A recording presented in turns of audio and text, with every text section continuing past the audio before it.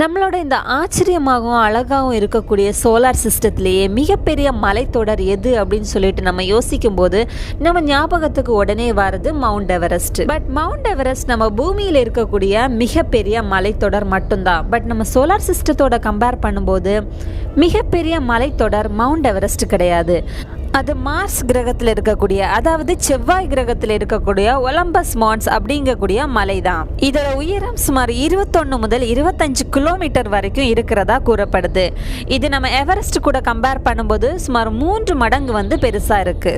இன்னும் தெளிவா சொல்ல போனா இந்த ஒலம்பஸ் மான்ஸோட நிழலுக்குள்ளாடியே நம்மளோட மவுண்ட் எவரெஸ்ட்டை நிறுத்திடலாமா. ஸோ அந்த அளவுக்கு இந்த மலை ரொம்பவே பெருசா இருக்கு.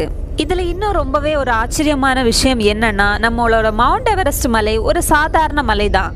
பட் இந்த ஒலம்பஸ் மான்ஸ் ஒரு சாதாரண மலை கிடையாது, இது ஒரு எரிமலை. பட் இது இப்போ ஆக்டிவா இல்லை.